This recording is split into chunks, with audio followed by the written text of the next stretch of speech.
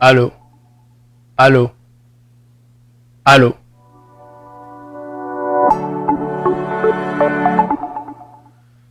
Ah, ok, j'espère que ça va bien. Est-ce que vous m'entendez mieux maintenant? Si vous m'entendez mieux, donnez-moi un coup de pouce. Je veux me rassurer que tout le monde m'entend. Comme ça, on peut démarrer. Est-ce que ça va mieux? Donnez-moi un coup de pouce. Donnez-moi un coup de pouce.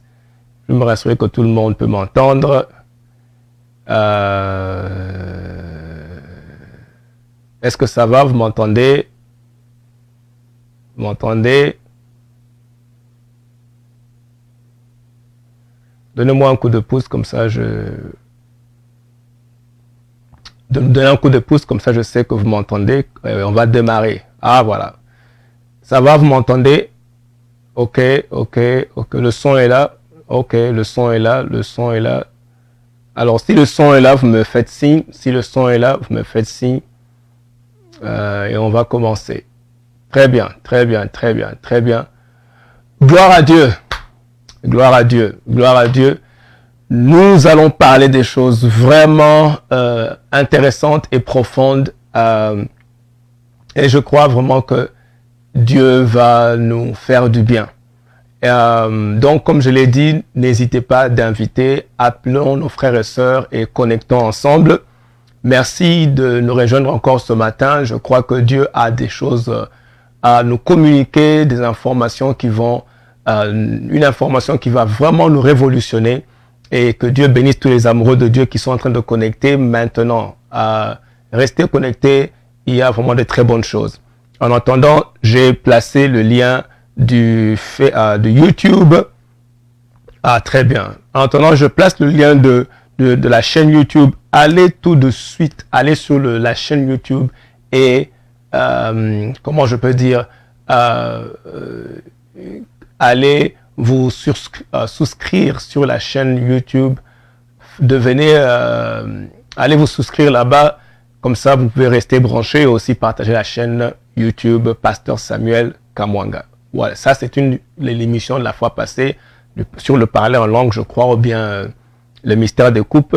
Donc, allez-y et partagez, partagez, partagez. Nous voulons vraiment propager ce message au plus grand nombre de gens et vraiment que plusieurs soient bénis. Je suis convaincu que plusieurs sont bénis en écoutant ces messages. Oui, oui, oui, plusieurs sont bénis. Bonjour, Judith Sagesse Néliette. Je crois que tu es à Minnesota et je crois que vous êtes 1 heure en arrière. Donc, peut-être il est 7 heures du matin là-bas. Que Dieu te bénisse de connecter. Brice Agbegbe, soyez bénis. Et tous nos frères et sœurs qui sont en ligne maintenant, vous êtes tous bénis au nom de Jésus-Christ. Nous allons bientôt démarrer et parler de l'importance de l'importance de la méditation. Oui, connectez nombreux et n'hésitez pas de partager. Partagez au plus grand nombre de gens. Nous allons parler de l'importance de la méditation. Pourquoi la méditation? À quoi elle sert?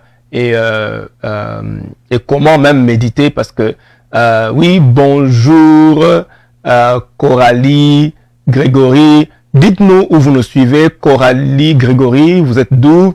Rena Adassa, vous êtes bénis, shalom, shalom, vous êtes bénis, que la paix de Dieu s'installe et se multiplie en abondance là où vous êtes au nom de Jésus-Christ. Vraiment que le Saint-Esprit vous entoure et vous remplisse de son amour au nom de Jésus-Christ. Où vous êtes, recevez cette bénédiction au nom de Jésus. Et donc, comme je l'ai dit, n'hésitez pas de partager. Alors, nous allons commencer à parler de la méditation. La méditation. La méditation. Dieu faisant grâce, je vous parlerai des choses vraiment importantes par rapport à la méditation.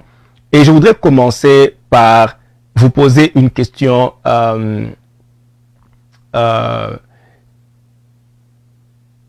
Quand on parle de la méditation, vous allez remarquer une chose. D'abord, je vais vous donner ce passage-là. Le passage se trouve dans Genèse. Dans Genèse, Genèse chapitre... Je vais lire le passage. Ok, donc c'est Genèse chapitre 24, verset 63. Genèse 24, verset 63. La Bible nous dit ceci dans Genèse 24, 63. Je vais lire.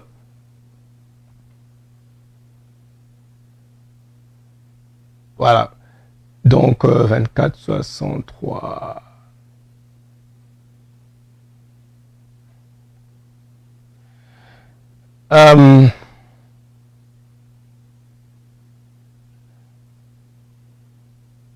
La Bible dit dans le livre de Genèse 24, 63, je vais vous donner ce passage ici.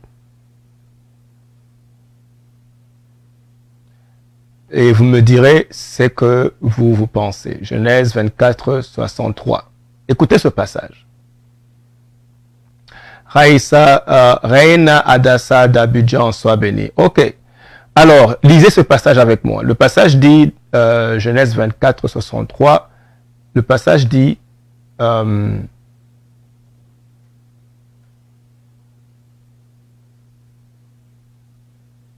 voilà. Ok, le passage dit ceci.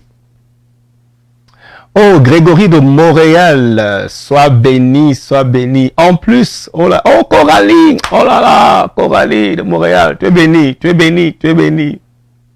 Quand j'ai vu Grégory, je me suis dit, oh, ok, Coralie, tu es béni. Ok. Alors, dites-moi un peu. Quand on parle de méditation, depuis Yaoundé, Karel, Marcy, Shalom, tu as un beau nom. Depuis Yaoundé, tu es béni, tu es béni. Je crois que là-bas, il est 15 ans, si je ne me trompe pas. En tout cas, je ne sais pas quelle heure il est là-bas. Mais vous êtes béni. Alors, je vous pose la question. La Bible le dit dans le livre de Genèse 24. Genèse 24. Vraiment, nous allons commencer et je crois que Dieu va nous faire du bien. On va prier. Père, au nom de Jésus-Christ, nous recevons, Père, ta grâce. Nous recevons, mon Dieu, tes instructions, nous recevons ta parole. Laisse que, mon Dieu, elle puisse toucher, que cette parole touche toute personne, mon Dieu, qui écoute, et qu'il y ait vraiment une révolution dans la pensée de chacun de nous. Que nous soyons renouvelés, transformés par le renouvellement de la pensée. Cher Saint-Esprit, prends total contrôle de ce moment. J'annule toute distraction au nom de Jésus-Christ. J'impose ton règne. Partout où nous écoutons, pour ceux qui écoutent aujourd'hui et ceux qui écouteront plus tard, au nom de Jésus-Christ, Amen. Amen. Voilà. Que Dieu vous bénisse. Ok. Ce passage dans Genèse chapitre 24, verset 63, nous parle de Isaac. Vous voyez bien, la Bible dit Isaac sortit de sa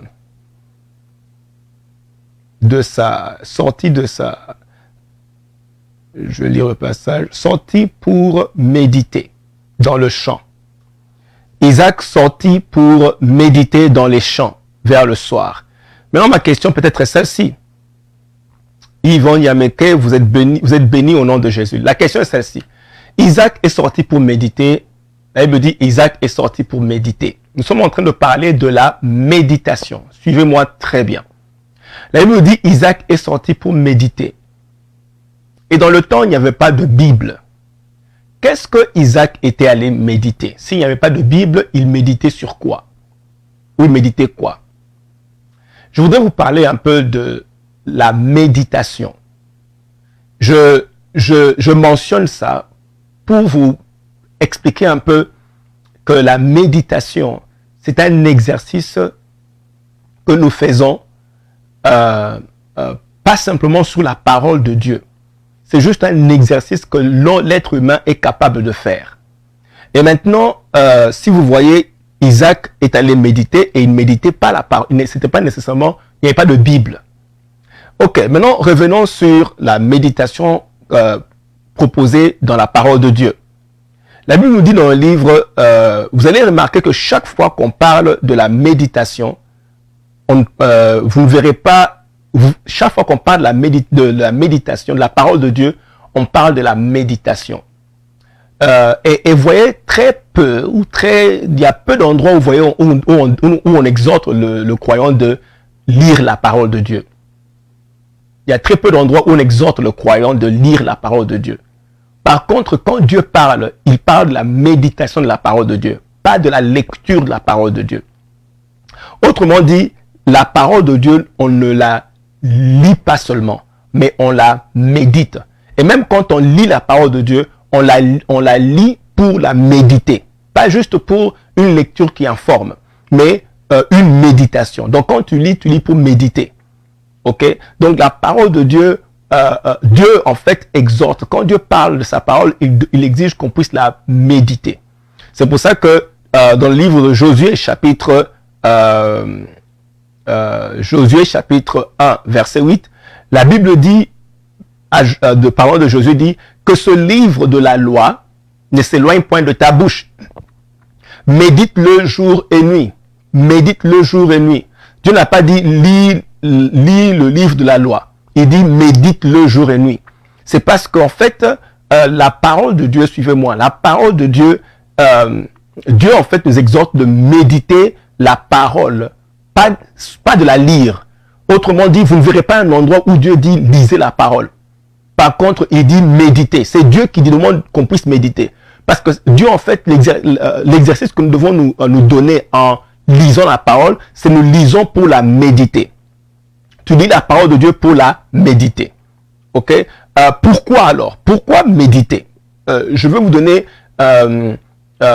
pourquoi méditer la parole de Dieu. Suivez-moi très bien. Nous méditons la parole de Dieu parce que, suivez-moi très bien. La raison pour laquelle la parole doit être méditée, c'est parce que la parole n'est pas donnée, ne nous est pas donnée pour nous informer. La parole ne nous est pas communiquée. Dieu ne communique pas la parole pour nous informer. Ok? Ah, quelqu'un reçoit cette parole. Dieu ne communique pas la parole pour nous informer. Il communique la parole pour nous transformer ou nous amener dans l'expérience de ce qu'il a dit. Quand ce que Dieu déclare, c'est la vérité. Et il veut que cette vérité devienne ton expérience. Il veut que ce qu'il a déclaré devienne non seulement ton expérience, ou bien que ce qu'il donne à travers sa parole se matérialise dans ta vie. Et donc, et ça ne peut pas se matérialiser ni devenir ton expérience qu'en passant par la méditation. La méditation, donc, c'est le moyen de entrer dans l'expérience de ce que Dieu dit, ou de vivre ou à expérimenter la matérialisation de ce que Dieu t'a donné. Suivez-moi très bien. Si tu lis simplement, tu ne peux pas expérimenter la matérialisation de la parole de Dieu. C'est pour ça que vous verrez beaucoup de chrétiens. Ils lisent la parole et ils ont même mémorisé beaucoup de versets. Mais ne peuvent pas démontrer cela. Parce que la démonstration ne peut être faite que par la méditation de la parole de Dieu. C'est pour ça que Dieu ne dit pas lis. Lire va t'informer. Lire ne va pas te transformer. Lire ne va pas te faire entrer dans l'expérience de la parole. Suivez-moi très bien, ça c'est très important. Lire ne va pas te faire entrer dans l'expérience de la parole.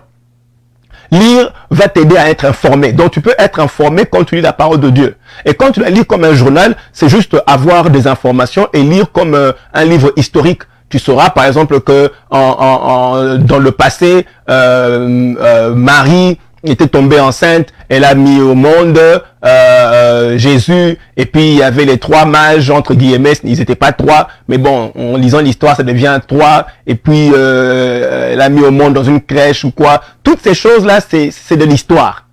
En fait, ça ne va rien arranger dans ta vie, c'est juste une lecture. Ça ne va rien apporter dans ta vie à part l'information, si c'est juste une lecture. Mais Dieu veut que nous puissions être informés. Dieu veut que nous puissions expérimenter la vérité qui est transmise par la parole. C'est que la vérité qui est transmise dans la parole, Dieu veut qu'on puisse l'expérimenter. Et mi-origine, tu es béni. Dieu veut que tu puisses expérimenter ce qui est dans la parole. Écoutez, la Bible dit tu connaîtras la vérité et la vérité fera quelque chose. Elle ne va pas seulement rester passive. La vérité va t'affranchir. Autrement dit, et Dieu donc veut que tu puisses expérimenter ce que la parole te communique. Et la parole, quand elle vient en toi, elle ne va pas te laisser intacte. Si la parole a été méditée, elle va produire quelque chose. Et elle va t'affranchir, te faire entrer dans une vérité. Et la vérité dans la parole de Dieu, quand vous lisez le mot vérité dans la parole de Dieu, ce n'est pas... la vérité, ce n'est pas juste un fait, juste avoir un fait. La vérité dans la parole de Dieu, c'est une expérience. C'est une expérience. La vérité, c'est une chose palpable. La vérité, c'est une chose vivante. Dans la parole de Dieu, quand on dit vérité, on parle d'une chose palpable ou d'une chose vivante. Une chose que tu peux expérimenter. Masetayabaka. Dieu veut que nous puissions expérimenter la vérité de la parole. Et c'est quoi la vérité? Il faut bien comprendre ça. Dieu ne parle pas de la vérité comme nous les hommes, on parle de la vérité. Nous, la vérité, ça veut dire, si on te demande, tu as volé l'argent, tu dis non, c'est la vérité, je n'ai pas volé. C'est pas comme ça que Dieu voit la vérité. Quand Dieu parle de la vérité, il parle d'une expérience. Il parle d'une dimension que tu peux accéder. C'est pour ça que la Bible dit ceci, suivez-moi très bien. La Bible dit, le Saint-Esprit vous conduira dans la vérité. Dans la vérité. Dans la vérité. La même manière que le Saint-Esprit a conduit Jésus dans le désert. Le désert là était un endroit, était un espace, était une dimension. De la même manière aussi, la vérité est une dimension, est un endroit, est une expérience dans laquelle tu entres quand tu découvres la parole de Dieu. Donc la vérité, ce n'est pas juste un fait, c'est une expérience. Ah Seigneur, dites la vérité est une expérience, donnez-moi ça. La vérité est une expérience, la vérité est une expérience. Ah oui, la vérité est une expérience. La vérité n'est pas juste avoir un fait, connaître un fait. La vérité est une expérience. Dieu veut que quand tu entres en contact avec sa parole par le Saint-Esprit, cette parole te fait entrer dans la vérité. Elle te fait entrer dans une expérience. Tu quittes une dimension. Tu entres dans une autre. Et la parole t'y conduit. La parole va t'amener là-bas par le Saint-Esprit. Ok, la parole va t'y amener. Merebo sakata. La parole va t'y amener. Et donc, le seul moyen d'y arriver, oui, la vérité est une expérience. Tu dois expérimenter. Ça veut dire quoi? Quand Dieu a parlé, la chose doit devenir palpable. Voilà, c'est ça la vérité. La parole de Dieu, c'est la vérité. Elle me dit, sanctifie-les par ta parole, car ta parole, c'est la vérité. Alors, quand Dieu parle, la parole qui est sortie de sa bouche, c'est ce que tu appelles vérité. Mais cette parole-là n'est pas... Dieu ne donne pas des informations et des faits. Dieu communique une expérience. Quand il parle, ce qu'il dit se matérialise. La parole de Dieu est une substance qui est une substance palpable. Voilà. Quand Dieu dit quelque chose, cette chose se matérialise. Et cette chose est une substance. C'est ce que tu appelles vérité. Il ne dit pas, Dieu ne donne pas des faits pour... Non. Quand il dit tu es enceinte, tu es enceinte. L'enfant, il a donné l'enfant. Il vient de communiquer l'enfant. De la même manière que le prophète Élie a regardé la grossesse, a regardé Anne qui pleurait. Élie dit à Anne, l'année prochaine, à la même période, tu seras enceinte. Et Élie venait de donner à Anne un enfant. En ce moment-là, il a donné l'enfant par la parole de sa bouche. Ok? Quand Dieu dit que la lumière soit, il n'est pas en train de parler d'une information, d'un fait. Quand il dit la lumière soit, il communique la lumière ou bien il enfante la lumière ou il produit la lumière par la puissance de sa parole. Donc la vérité, c'est ce qui sort de la bouche de Dieu. Et donc, shalom, Eugénie, reste connecté parce que la parole va nous faire du bien ce matin et nous transformer. Ce n'est pas juste une information que Dieu donne, c'est une vérité à laquelle on accède. Quand Dieu parle, il nous fait entrer dans une vérité par le Saint-Esprit. Et donc, la parole de Dieu vient nous mettre dans une expérience, pas pour nous informer. Donc, c'est pour ça que la parole de Dieu ne doit pas seulement se limiter à lire. Ne te limite pas seulement à lire la parole de Dieu. Ne te limite pas simplement à lire la parole de Dieu. La lecture ne va pas t'exposer à la vérité. La lecture va t'exposer à l'information. Tu seras informé. La Bible sera comme un livre historique. Donc, tu connaîtras qui était le père de tel. Tu sauras que Salomon a existé à un moment. C'était un roi qui a existé. Tu sauras qu'il y a eu un roi qui s'appelle David. Tu sauras qu'il y a eu un roi qui s'appelle Saül. Tu sauras qu'il y a eu un apôtre qui s'appelait Pierre. Donc, ce sont des faits historiques. Mais ça ne va rien changer en toi. Parce que la parole n'est pas écrite pour t'informer. Je crois que jusque-là, nous sommes ensemble. Ok? Si nous sommes ensemble, donnez-moi un coup de pouce et on avance. Paola Pinda. On va avancer, que Dieu vous bénisse. Donc, nous sommes ensemble. La parole n'est pas là pour t'informer. La parole est là pour produire l'expérience. Quand Dieu communique la parole, c'est pour te faire entrer dans l'expérience de ce qui a été déclaré. Ok, donc nous sommes ensemble jusque-là. Ok, très bien, nous sommes ensemble. La parole vient pour te faire entrer dans une expérience. Voilà comment tu dois, quand tu prends ta Bible, tu es en train d'entrer dans une expérience, tu es en train de connecter avec la vérité. La vérité est une expérience. Je répète, la vérité est une expérience. La vérité est tangible, la vérité est palpable. Quand tu reçois la vérité, c'est une substance que tu as reçue, c'est une dimension dans laquelle tu marches. Donc, quand tu lis la parole de Dieu, ne la lis pas pour être informé. Ok, c'est pour ça que Dieu insiste. Il dit, Josué, que cette parole que cette parole de la loi ne s'éloigne pas de ta bouche, médite-la jour et nuit. Ne t'éloigne pas de ta bouche, médite-la jour et nuit. Ne s'éloigne pas de ta bouche et médite-la jour et nuit. Maintenant, et donc, c'est quoi qu'est-ce que la méditation fait? Voilà. Pourquoi Dieu insiste? Ou bien, qu'est-ce que la méditation fait?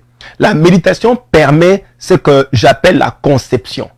Conception, concevoir. La méditation permet qu'il y ait conception, que tu puisses concevoir. Je répète, la méditation permet que tu puisses concevoir, qu'il y ait conception, ou la formation d'une chose dans ton esprit avant l'accouchement. Aïe. Est-ce que je vais vite ou comment? Je ne sais pas si je suis en train de bien expliquer. Je suis en train de me demander si je vais vite ou bien comment. La méditation permet la conception. C'est un peu comme quand une femme tombe enceinte, elle conçoit. Donc la méditation permet de recevoir la parole et de l'amener à la conception. C'est-à-dire que la chose prenne forme en toi. Que la chose devienne une réalité que tu peux palper dans ton esprit. C'est ce que la méditation fait. Ok? La lecture ne fait pas ça. La méditation permet que la chose devienne conçue, qu'elle puisse être conçue en toi ou que la chose prenne forme dans ton esprit. Si j'ai bien expliqué, donnez-moi un coup de pouce, comme ça je vais aller à une autre étape, ok, de ce que la méditation fait. Si vous avez compris, vous m'expliquez, vous me dites, donnez-moi un coup de pouce, dites-moi conception, conception, conception. Et ce que la méditation fait, elle amène la conception. Très bien, très bien. La méditation permet la conception. Elle permet que la chose que tu reçois par la lecture. Vous voyez? La lecture, tu lis pour méditer, tu ne lis pas pour être informé.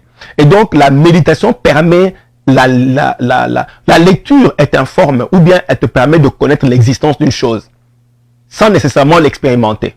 C'est comme tu peux savoir en lisant que dans un pays tel, il neige, sans nécessairement connaître, sans même avoir nécessairement touché la neige. Mais tu sais que la neige existe dans un pays. Ça, c'est dans le livre de géographie ou dans le livre d'histoire. Donc, mais ça ne te donne pas l'information, ne te donne pas l'expérience, mais l'information te parle de l'existence d'une chose ou te met au courant de l'existence d'une chose. Si tu lis la Bible et que tu te limites seulement à la lecture, tu seras au courant. Tu sauras que Dieu te promet d'être à la tête ou Dieu veut que tu puisses réussir. Mais ça ne veut pas dire que tu marcheras dans la réussite. Tu sauras que Dieu veut que tu marches, que tu marches dans la réussite. Ça sera une information et tu seras au courant. Mais ça ne veut pas dire que tu marcheras dans la réussite. Maintenant, pour que tu arrives, que la chose devienne se matérialise en toi, tu dois quitter de juste une simple lecture qui t'informe et de passer à la méditation. Ok. Et donc, la méditation, voilà ce qu'elle fait. La méditation amène ce que j'appelle la conception. Elle produit la conception. La chose prend forme en toi. Quand tu médites, la chose entre en toi. Quand tu médites, la chose prend forme en toi. La méditation permet la conception. Que Dieu vous bénisse tous. Que Dieu vous bénisse tous. La méditation, très bien. La méditation permet la conception. N'oubliez jamais cela. C'est l'objectif. C'est pour ça que Dieu insiste. Il dit médite. Elle permet la conception. La méditation permet la conception. Et dès que tu as médité maintenant, la chose a pris forme en toi, dans ton esprit. Et c'est comme ça que Dieu donne. Dieu ne donne jamais les choses physiques. Faut pas rêver. Dieu ne donne jamais les choses physiques. Non. Dieu n'est pas dans le physique. Dieu n'est pas un Dieu physique. Il est esprit. Ce qui fait que la communication avec Dieu n'est pas physique. Et donc, si Dieu doit te donner quelque chose, elle ne sera pas physique. Si Dieu te donne quelque chose, elle sera en esprit. C'est ton rôle de la matérialiser. C'est ton travail à toi de matérialiser ce que Dieu te donne. Sinon, ce que tu le recevras toujours en esprit. Et tu le reçois par ce processus dont je vous parle. Tu reçois la parole et quand la parole atterrit dans ton esprit, tu as conçu. Et la parole atterrit dans ton esprit par la méditation. C'est la méditation qui permet la conception de ce que Dieu a dit et que la chose atterrisse dans ton esprit. La chose devient réelle dans ton esprit. Tu as conçu en ce moment-là. Aïe. Si vous m'avez compris, donnez-moi un amen prolongé. Comme ça, je vais avancer. Si vous m'avez compris, tu me donnes un amen prolongé et j'avance. Je prends une pause là. Si tu m'as compris, tu me donnes un amen prolongé et j'avance. Lama sebrekatayaba. Alléluia. Donne un amen prolongé, on va avancer. Mantoreke basata. Et maseta kayaba. Tu donnes un amen prolongé, on avance. Vous avez compris? Donc, gloire au Seigneur, gloire au Seigneur. Donc, la méditation permet la conception. Ça veut dire que c'est que Dieu t'a donné, tu l'as finalement reçu. Et la chose a maintenant pris forme en toi. La chose est conçue en toi. La chose très bien, très bien. La chose, soyez tous bénis. Christelle, Maya, Titimbi et ma fille soient bénis. Ok. Donc, la méditation te permet de concevoir la chose. Et Kayaba. Et Eugénie, elle est là vraiment. Donc, elle a un amen prolongé jusqu'à... Si tu es dans quel pays, Eugénie? Si tu es en Côte d'Ivoire, alors l'amen est arrivé ici aux États-Unis. Ok. La méditation permet que la chose soit conçue dans ton esprit. C'est ce qu'elle fait. Elle permet que la chose soit téléchargée dans ton esprit.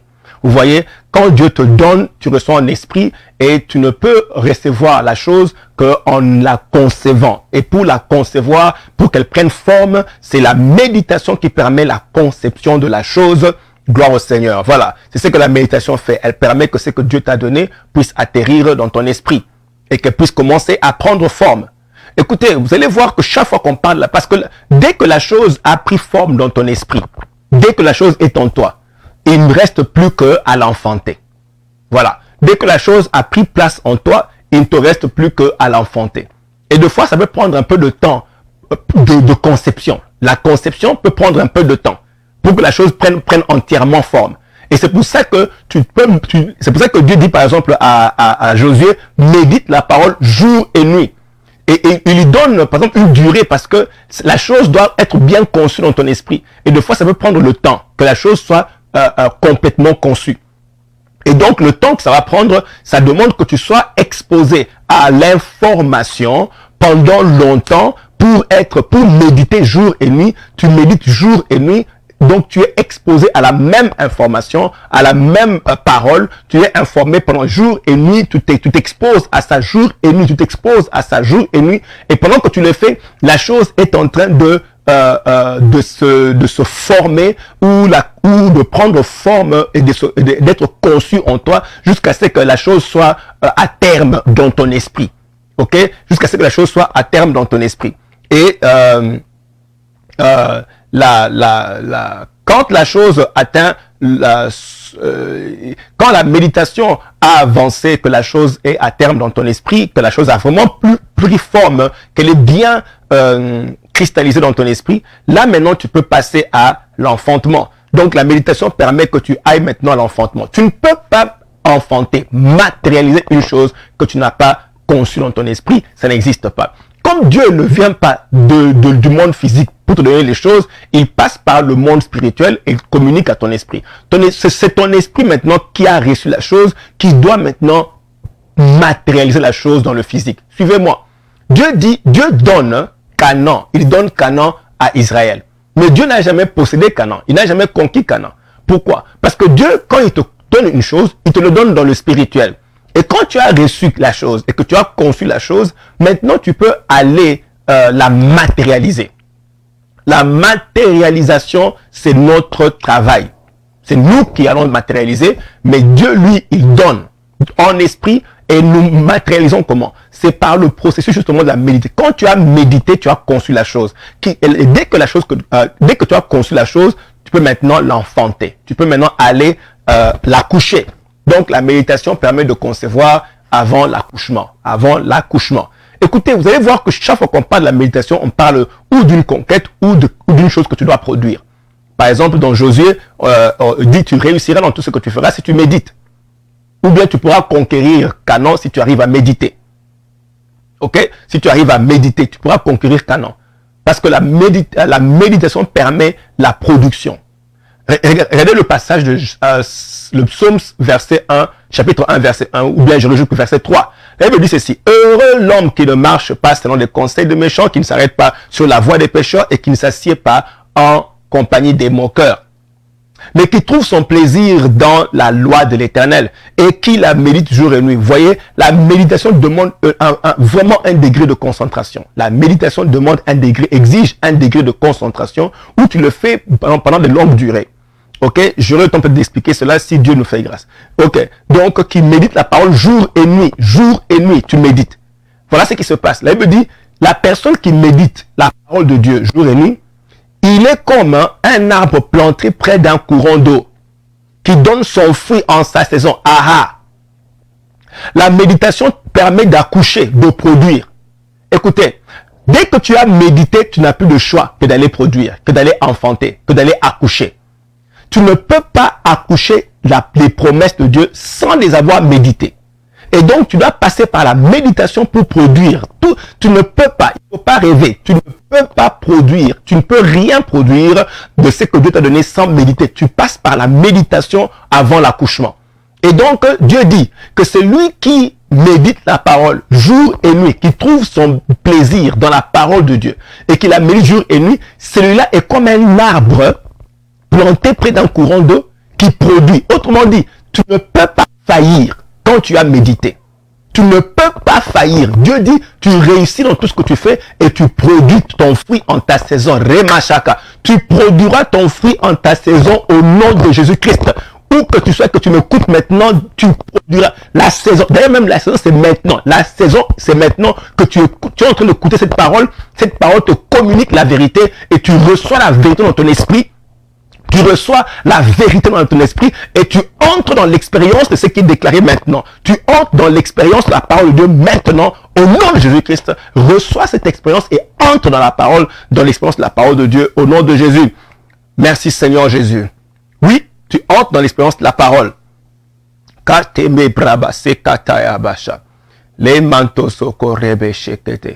Merci Seigneur, merci Seigneur, merci Seigneur. Mandarabo Shakaya. Oh, gloire au Seigneur. Alors, tu entres dans l'expérience. Il dit, celui qui médite est comme un arbre planté près d'un courant d'eau. Ce qu'il essaie d'expliquer par rapport à un arbre planté près d'un courant d'eau, c'est qu'un arbre qui est près d'un courant d'eau ne peut porter du fruit. Donc même ton être, c'est-à-dire tu pousses allèsement, donc tu vas de promotion en promotion, tu vas de victoire en victoire, tu vas d'expansion en expansion, parce que tu es en train de méditer. La parole entre tellement en toi que nous voyons les effets. Voilà, quand la parole est entrée en toi, quand tu as médité la parole, elle est entrée en toi, tu ne peux que produire, tu ne peux que pousser, tu ne peux que t'étendre, tu ne peux que réussir, tu ne peux que aller de victoire en victoire, parce que la parole justement, elle devient une expérience dans laquelle tu marches. Parce que tu as médité, pas parce que tu as lu. La Bible ne dit pas qu'il trouve son plaisir à lire la parole de l'Éternel. Non, la lecture n'amène pas ça. Tout ce qu'on vient de dire ici est produit seulement que par la parole. Puis tu donnes ton fruit en ta saison. Ton feuillage ne va pas flétrir et tout ce que tu fais, tu vas réussir. C'est normal parce que la parole est entrée et tu ne peux que produire. Tu ne pourras que produire. Donnez-moi un amen. Je prends une pause là. Donnez-moi un amen et puis on va continuer. Les masetrebo-kosata. Ah, mentoko-sekaya-basa. Oui, entre dans l'expérience au nom de Jésus, de la vérité de la parole de Dieu. Entre dans l'expérience de la vérité de la parole de Dieu. Entre dans l'expérience de la vérité de la parole de Dieu. Lebrebo-sakatayaba. Merci Seigneur. Mentoko-sakayaba. Ah, si vous m'avez compris, vous donnez un amen et puis j'avance encore. On va encore avancer. Vous m'avez compris, on donne amen et j'avance encore un peu. On va avancer. Donc, vous voyez par exemple, Je voudrais entrer dans quelque chose parce que vous voyez, la méditation, il y a un autre mot qui explique la méditation. Ok, et je voudrais toucher cela. La méditation n'est pas comment un exercice du Nouveau Testament ou de l'Ancien Testament. Vous voyez, parce que des fois on se limite à l'Ancien Testament, au Nouveau Testament pour savoir si on doit le faire ou on ne doit pas le faire. De la même manière que la dîme n'est pas un exercice de l'Ancien Testament au Nouveau Testament.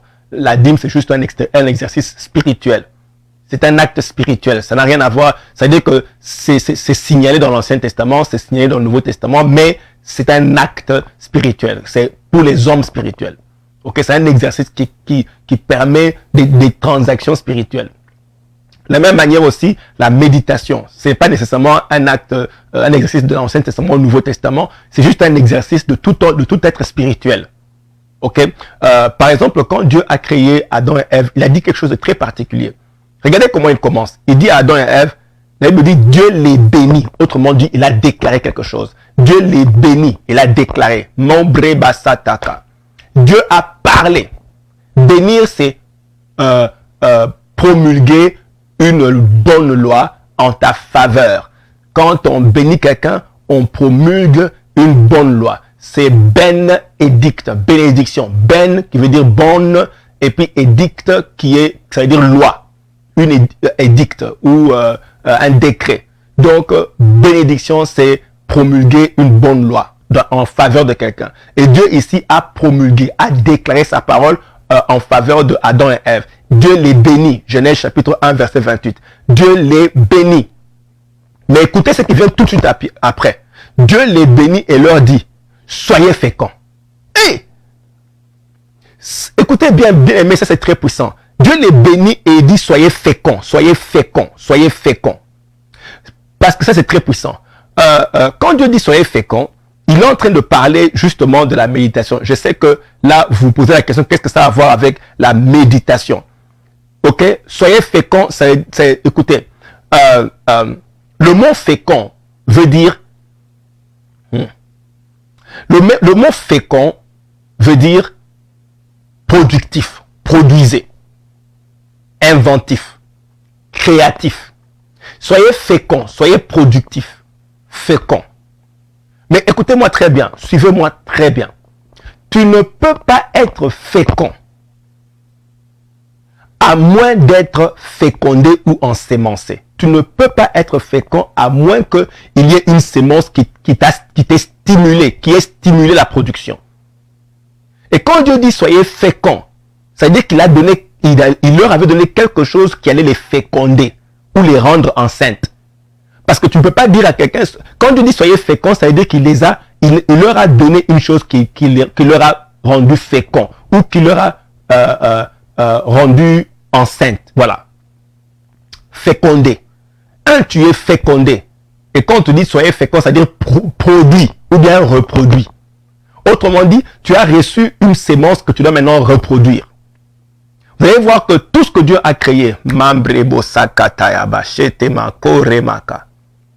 voir que tout ce que Dieu a créé avait une sémence. Les arbres avaient leur sémence. Dieu dit, tout ce que Dieu créait, il mettait la semence pour la production, la reproduction. Je vais dire ça ici, j'espère que vous allez capter. Dieu met la sémence. Dieu donnait à chaque arbre, dit, et pour qu'il puisse se reproduire selon son espèce, il mettait la sémence dans l'arbre ou bien dans tout ce qu'il créait. Mais par rapport à l'homme, Dieu n'a pas mis nécessairement une sémence. On pense qu'il n'a pas mis une sémence. On ne parle même pas de la sémence. Vous savez que l'homme est l'être qui ne se reproduit pas nécessairement selon son genre. L'homme est l'être qui produit ce que Dieu dit. L'homme a été rendu capable de produire ce que Dieu dit. Ça veut dire que Dieu a donné à l'homme, la sémence que Dieu a donnée à l'homme, c'était sa parole à lui. Dieu les bénit. Dieu a donné à l'homme sa parole. Et puis il dit soyez féconds. Autrement dit, quand tu as reçu la parole, va produire. Va reproduire ce que tu as reçu dans ton esprit. Ah! Est-ce que je parle bien? Est-ce que vous m'avez compris? Je veux savoir. Dites-moi si vous m'avez compris, on avance. L'embrebo sata. Dites-moi si vous m'avez compris, on avance. Hey. Oui. Hey. Lando reba setakaya. Si tu m'as compris, donne-moi un coup de pouce. Si tu as compris, dis Amen. Je ne veux pas aller vite là et vous laisser comme ça. Je veux me rassurer que vous m'avez compris. Tu dis Amen et puis on fonce. Je prends une pause. Lama sekreba sata. Ah, gloire au Seigneur. Mendoko. Oh, je vois des gens qui ont compris ici. Oui, Judith Sagesse, tu es béni. Tu es béni. Brissac bébé, que Dieu vous bénisse. Ah oui, origine, mi-origine, vous recevez. Ah, Eugénie, merci, on a compris. Ok. Jasmine Agando, ok, je vois. Ok, les amoureux sont déçus. Les amoureux sont déçus. On va continuer. Oui. Alors, voilà ce qu'on comprend. C'est que l'homme a été donné une semence. Dieu lui a donné une semence. Dieu lui a donné une semence. Dieu lui a donné une semence. La semence que Dieu a donnée à l'homme, c'était sa parole. Rien d'autre. Dieu a donné, l'homme était appelé à reproduire ce que Dieu, reproduire Dieu. Voilà. L'homme a été appelé à reproduire. Donc la semence que Dieu donne, c'était sa parole pour qu'il puisse produire. Écoutez, il dit Dieu les bénit. Dieu les bénit. C'est-à-dire que Dieu a donné la parole. Il a donné la semence. Et puis il dit soyez féconds. Maintenant que en fait, c'est ce que Dieu disait. Maintenant que je vous ai béni, maintenant que je vous ai donné la parole, allez maintenant reproduire. C'est ça, soyez féconds. Allez reproduire. Multipliez. Remplissez, assujettissez. Vous ne pouvez pas dominer sans la parole. Tu vas dominer avec quoi? C'est pour ça que Dieu dit à Josué, médite la parole ici jour et nuit avant d'aller conquérir Canaan. Tu ne pourras pas avoir Canaan sans passer par la méditation. C'est quand tu as reçu la parole et que tu l'as fécondée, ou bien je dirais, tu l'as conçu, la parole a pris forme en toi. Maintenant, l'autorité est entrée en toi. La gloire est entrée en toi. La puissance est entrée en toi. C'est par la parole de Dieu que c'est entré. Et que la parole que tu as méditée, que tu as conçue, tu as téléchargé l'expérience de la parole. Voilà. Et donc Dieu dit, allez, soyez féconds. Et dans le processus, soyez féconds, c'est-à-dire, vous devez être fertile. Voilà, fertile. La méditation te permet de concevoir, d'être fécondé. Voilà, c'est ce que la méditation fait. Elle te permet d'être fécondé. Dis un peu fécondé. La méditation me permet d'être la méditation me permet de féconder. Voilà. Ou bien d'être fécondé. C'est ça. Elle permet la fécondation, si je peux dire. Tu es fécondé par la puissance de la parole de Dieu. C'est pour ça que la méditation a toujours à voir avec la production. Partout vous verrez méditation, vous verrez conquête, vous verrez production, vous verrez reproduction. Partout vous voyez la méditation. Comme nous avons lu dans le psaume 1, on voit que celui qui médite la parole, celui-là va finir par produire son fruit. Si tu médites jour et nuit, ok? Parce qu'il y a des détails importants par rapport à la méditation, c'est que tu dois le faire jour et nuit. Celui qui médite jour et nuit va finir par produire. Ok? Ok. Donc, la méditation permet la production. Production. Ok. Alors maintenant, on continue. Regardez, j'ai dit que la méditation amène à la production. Produire, matérialiser. Quand Dieu t'a parlé en esprit, c'est par la méditation que tu vas produire. Matthieu chapitre 13, verset 23. Écoutez ce que la Bible dit. Je vais lire. Celui qui a reçu la sémence, rebo soprakata. Celui qui a reçu la sémence dans la bonne terre, c'est celui qui entend la parole et la comprend. Il porte du fruit, un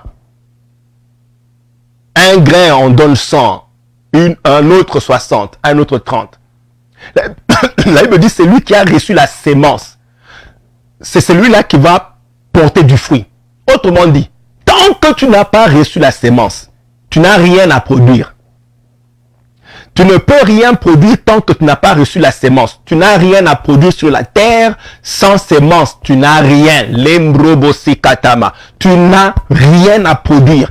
il faut savoir qu'est-ce que tu as reçu comme sémence. Ne cherche pas à avoir les choses à l'extérieur que tu n'as pas reçues à l'intérieur. Hey! Ne cherche pas à aller conquérir des choses à l'extérieur que tu n'as pas téléchargé dans ton esprit. Là-bas. Et c'est que Dieu dit à Josué, médite d'abord avant d'aller conquérir Canaan. Il dit cela à Adam et Ève. Avant de penser à multiplier, sois fécond d'abord. Tu dois être fécondé. Et dès que tu es fécondé, maintenant tu peux aller multiplier. Autrement dit, ne saute pas d'étape. Tant que la chose n'est pas entrée dans ton esprit, il ne faut pas rêver. Tu n'as rien. Ouf!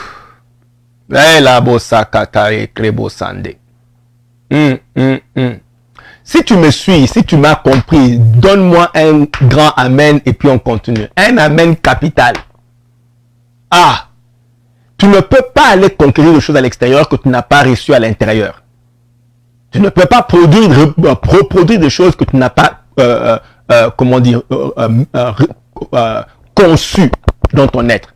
Avant de produire quelque chose, tu dois le concevoir dans ton être. Concevoir. Tu dois être fécondé. Ok? Et quand la chose a été téléchargée dans ton esprit et qu'elle a pris forme, c'est en ce moment-là que tu peux matérialiser la chose parce qu'elle est en toi. Alors, donc tu ne peux pas vite aller et commencer à aller chercher à voir des choses à l'extérieur que tu n'as pas conçues à l'intérieur. Tu dois concevoir à l'intérieur. Concevoir à l'intérieur. Dès que c'est en toi, tu peux aller produire.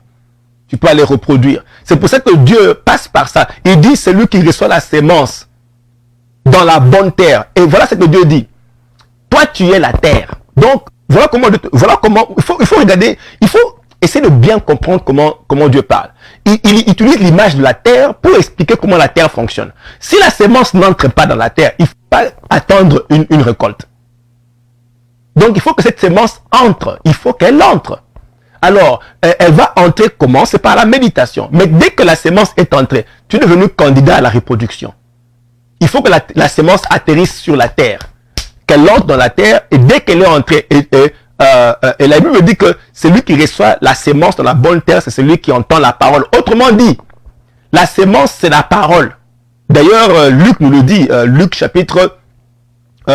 nous dit que Luc nous explique cela. Luc chapitre 8, verset 11.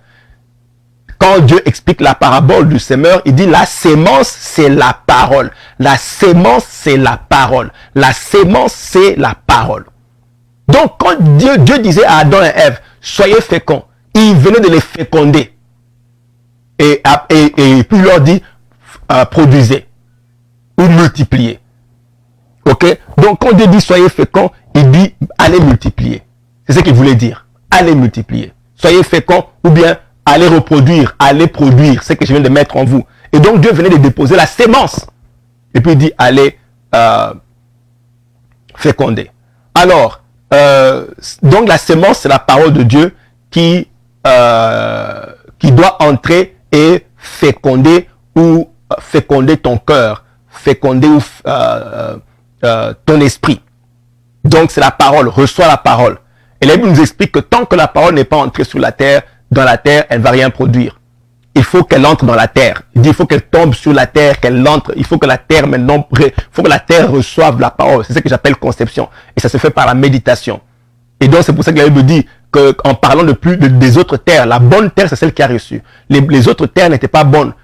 En fait, la Bible dit ces terres-là, la Bible dit que la sémence est tombée le long du chemin, elle est tombée sur un terrain rocailleux, sous des rochers. Ça veut dire qu'elle n'est pas entrée, elle est restée à la surface. Vous voyez, elle est restée à la surface. Ce qui fait que tu peux écouter un prédicateur, tu peux lire la parole de Dieu et la parole n'entre pas, elle reste à la surface. Cette parole-là ne va pas t'aider. C'est juste une information que tu as reçue, elle ne va pas t'aider. Écoutez ce que la Bible dit dans le livre de Psaume chapitre 119, verset 130. Le psaume 119, verset 130. La Bible dit, l'entrée de tes paroles illumine. L'entrée de tes paroles. Dès que la parole entre, bouf, la gloire se manifeste. Illumine. L'entrée de ta parole illumine. Dès que la parole entre, tu changes d'aspect. Mais il faut qu'elle entre pour que la gloire se manifeste. Elle entre comme sémence, elle ressort comme gloire. Les mantoroko sabaya. Quand la parole entre en toi, elle entre comme sémence en toi. Et quand tu la médites, tu conçois, elle ressort comme gloire. Minkrebosa ramoteka. Il dit l'entrée de tes paroles illumine. Donc, ça devient la lumière dès qu'elle entre en toi. Ok? Donc, la parole doit entrer et s'installer en toi. La Bible dit ceci, je veux m'arrêter ici. Matthieu 13, 23. Nous rentrons à ce passage-là. Écoutez comment la parole entre. Ok? Voilà comment la parole entre. Mantoko sakayaba. Est-ce qu'on peut avancer comme ça? Lebo sekata. On peut avancer. Est-ce qu'on peut avancer? Dites-moi si on peut avancer comme ça. On avance. Mantokerebe shende. Alléluia. Donc on peut avancer. Mantokayabasha. Oui. Nous avançons. Gloire au Seigneur. Oui, nous avançons. Alors, donc la méditation est donc importante. Ok? La méditation est donc importante. Si tu ignores la méditation, tu seras incapable de produire ce que Dieu dit. Parce que ce que Dieu dit, c'est toi qui dois le produire, ce n'est pas Dieu. Dieu, lui, ne prend pas le temps de produire sur la terre. Lui, Dieu, il donne. Dieu donne. Dieu donne et Dieu donne. Et nous, quand on a reçu, on reproduit. Donc, Dieu ne produit pas sur la terre, Dieu lui donne. Alors, quand tu as reçu, tu ne reçois pas dans le physique. Quand tu reçois dans le spirituel. Et maintenant, tu dois le produire. Et c'est par la méditation que tu conçois ce que Dieu t'a donné pour avant l'accouchement. On comprend tout le phénomène. Alors, maintenant, je vous explique. Regardez ce que la Bible dit dans Matthieu 13, 23. Celui qui produit là, celui qui produit ou qui porte du fruit. Il dit, celui qui a reçu la sémence dans la bonne terre, c'est celui qui entend la parole et la comprend. Et c'est celui-là qui porte du fruit. Écoutez ce qu'il dit. Il entend la parole, il ne s'arrête pas à entendre et il comprend. Dans la majorité des cas, on entend la parole, on ne la comprend pas. On entend. Quand tu entends, ça devient une information. Quand tu comprends, ça veut dire que tu l'as conçu. C'est quoi comprendre? Je veux que quelqu'un me trouve la définition du mot comprendre rapidement. Allez sur Google, trouvez-moi la définition du mot comprendre. Je vous donne 2 minutes. Allez sur Google, trouvez-moi la définition du mot comprendre. On y va. Que quelqu'un me trouve la définition du mot comprendre et qu'il la balance sur les commentaires. Trouvez-moi la définition du mot comprendre. On y va. Comprendre. Trouvez-moi le mot, je veux voir qui a trouvé. Mettez-moi ça sur le commentaire. Voilà, trouvons le mot comprendre. Vous serez peut-être choqué de voir ce que comprendre veut dire. Comprendre n'est pas un exercice intellectuel, c'est drôle. Nous, on pense que comprendre, c'est tu dois t'asseoir et puis commencer à... Non, étudions le mot comprendre. C'est quoi comprendre? Allez voir. C'est quoi comprendre? Comprendre. Trouvez-moi le mot. Allez sur Google. Vous avez vos téléphones. Allez sur Google et balancez-moi la définition du mot comprendre sur les commentaires. Voyons ce que ça veut dire. Comprendre. Qui a trouvé? Lantobre kasayaba. Qui a trouvé le mot comprendre? Manteke reboso kreba shende. Alors, qui a trouvé le mot comprendre? On y va. Trouver le mot comprendre. On a trouvé?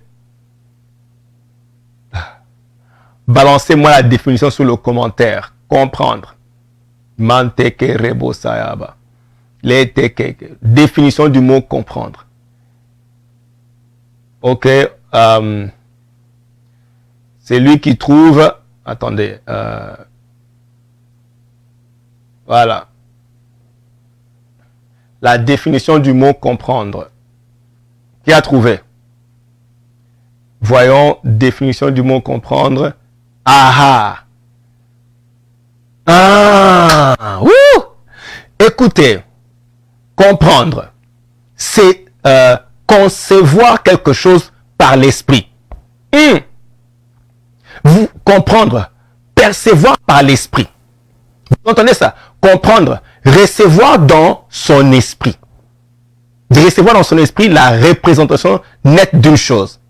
Vous voyez, c'est que donc quand nous on lit, on pense que comprendre c'est bon, tu sais ce que ça veut dire. Non, comprendre c'est recevoir dans son esprit, concevoir. Comprendre, saisir dans le sens où concevoir quelque chose par son esprit. En fait, je veux qu'on puisse comprendre qu'on recevoir. Le mot comprendre a à voir avec la conception. La chose entre en toi. Ok? Contenir en toi. Aïe, aïe, aïe, aïe. Ah, que Dieu bénisse tous les amoureux de Dieu ce matin. J'ai vraiment affaire aux amoureux de Dieu. Découvrir, saisir. Regardez cette définition. Ok? Comprendre. Voilà ce que moi j'ai trouvé. Contenir en soi. Justement. Voilà ce que moi j'ai trouvé. Comprendre, avoir en soi. Contenir en soi.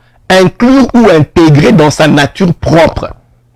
Faire entrer dans un ensemble. C'est ça comprendre. Donc comprendre, ça a à voir avec faire entrer quelque chose en toi. Les microbosaya kamante kerebe. Donc alors bien aimé, j'ai envie de sauter, j'ai envie de sauter sur la caméra. J'ai envie de sauter dans la caméra là. Aïe aïe aïe aïe aïe aïe. Hein? Comprendre.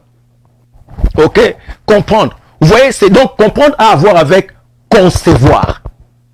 Dans la Bible, il n'est pas en train de dire celui qui a percevoir. En fait, il y a plusieurs déclinaisons, mais c'est des déclinaisons de l'explication, comment dire, de la définition. Mais le sens original, voilà, le sens original, c'est comprendre, c'est quand tu fais entrer.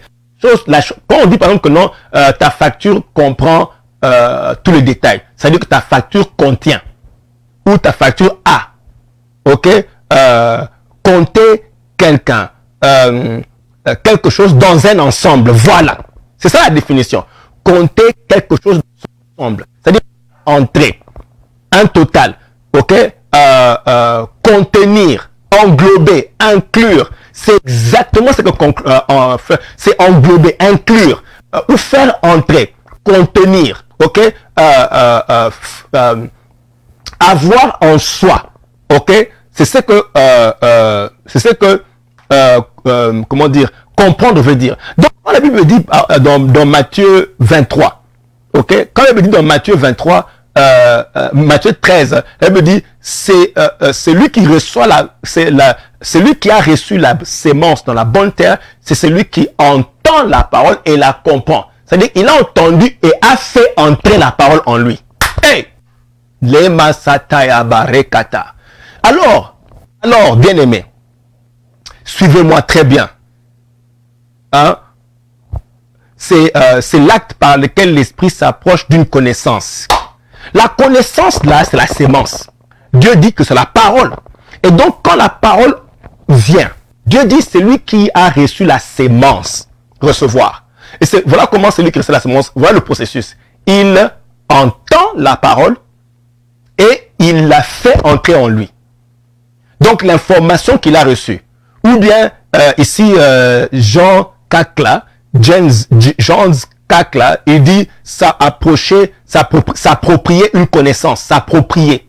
Très bien, s'approprier une connaissance. C'est-à-dire la connaissance entre dans ta nature. Elle n'est plus à l'extérieur. Ce n'est plus une chose que tu connais de loin. C'est maintenant une chose qui fait partie de toi, qui est maintenant en toi. Tu l'as inclus dans ton système. Ah! Donc Dieu ne veut pas qu'on lise seulement la parole. Tu ne peux pas lire la parole et puis elle est en toi. Non. Tu dois la faire entrer. Et tu la fais entrer par la méditation. Tu fais entrer la parole en toi par le processus de la méditation. Ok? La compréhension est causée par la méditation. C'est la méditation qui fait entrer la parole en toi. Tu ne peux pas faire entrer sans méditation. C'est pas possible. Tu peux faire entrer sans méditation. C'est par la méditation c'est quand tu as médité que tu finis par produire. Vous voyez maintenant l'importance de la méditation. La méditation est trop importante. Tu ne peux pas la négliger. Sinon, tu n'as rien. Tu ne peux pas aller plus loin. Tu ne peux pas avoir la parole sans la méditation. Ok? Joindre ensemble dans son esprit. Hey! Donc, vous êtes devenus des chercheurs du mot. Que Dieu vous bénisse abondamment. Cette parole entre dans ton esprit aujourd'hui. Cette parole est déposée dans ton esprit maintenant au nom de Jésus-Christ. Elle va produire des fruits. Cette parole entre dans ton esprit. Elle entre, elle porte des racines. Et puis elle produit des fruits. Tu matérialises la gloire que tu reçois. Tu matérialises le sommet que tu reçois. Tu matérialises les promesses. Tu vas conquérir Canaan. La parole est entrée en toi. La gloire de Dieu se manifeste. Elle entre comme sémence et tu la manifestes comme gloire. Elle entre comme sémence et tu la manifestes comme victoire. Elle entre comme sémence, tu la manifestes comme provision. Elle entre comme sémence, tu la manifestes comme dimension, nouvelle dimension. Elle entre comme sémence, tu la manifestes comme guérison. Elle entre comme sémence, tu la manifestes comme mariage. Elle entre comme sémence, tu la manifestes comme enfant. Elle entre comme sémence, tu la manifestes comme victoire. Voilà, la parole entre en toi ce matin au nom de Jésus-Christ. Reçois la parole de Dieu. Reçois la parole de Dieu dans ton esprit. Qu'elle atterrisse dans ton esprit. Que cette parole atterrisse dans ton esprit. Tu la reçois. Elle est téléchargée dans ton esprit. Maintenant, elle est téléchargée. Tu la comprends. Elle fait partie de toi maintenant. Elle est dedans. Elle est à l'intérieur de toi. Elle fait partie de toi. Elle atterrit dans ton esprit. Elle fait partie de toi maintenant. Quand tu ouvres la bouche, c'est la parole qui a été installée en toi. Elle se manifeste. Elle sort de ta bouche. Quand tu fais les choses, que tu touches tes affaires, tu touches tes affaires, tu touches ta compagnie. Quand tu la touches, c'est la sémence qui produit le succès. Quand tu touches, tu produis le succès par la sémence que tu as reçue. Cette parole est installée en toi. Au nom de Jésus-Christ, reçois la parole. Reçois la parole. Reçois la parole au nom de Jésus-Christ. Donne-moi un grand amen. Nous sommes bénis ce matin par la puissance de la parole. C'est cette parole-là que tu as reçue ce matin qui te transforme. Les mantrebo sikrabasanta. La moroko sotekere. Quand partout tu pars, produis la parole. Sois fécond, sois fécond, sois fécond, sois fécond, sois fécond, sois fécond. Partout tu pars, produis la parole. Partout tu pars, produis la parole. Produis la parole partout où tu pars. Je déclare que tu produis la parole. Tu produis la victoire. Tu produis le succès. Tu produis l'augmentation. Tu produis la délivrance. Tu produis le salut. Tu produis le sommet au nom de Jésus-Christ. Partout où tu pars, produis la parole. Produis la parole. Sois fécond. Dieu dit soyez fécond. Sois fécond et va produire au nom de Jésus-Christ.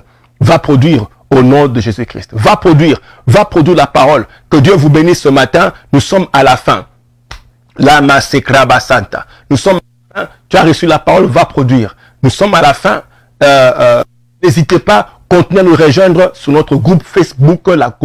Rejoignez la communauté de tous les amoureux de Dieu sur le groupe Facebook. Rejoignez la communauté de tous les amoureux de Dieu sur le groupe Facebook. Nous avons des très bonnes choses qui arrivent bientôt. Et n'oubliez pas, comme je vous ai dit, je serai pendant une semaine sur EMCI TV en 5mois.com, EMCI TV. Je serai là-bas pendant toute une semaine à partir du 17 jusqu'au 21. Je vais enseigner sur vraiment, on va révolutionner les gens sur la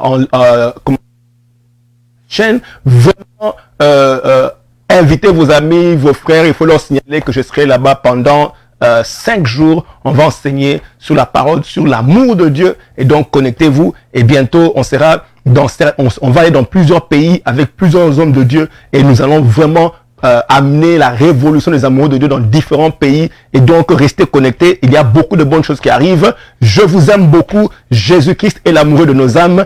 Restons ensemble. Nous sommes ensemble. Que Dieu vous bénisse. Et nous nous retrouvons le mercredi prochain. On va encore entrer dans certaines profondeurs. Donc, rendez-vous le mercredi prochain. Soyez bénis. À plus tard.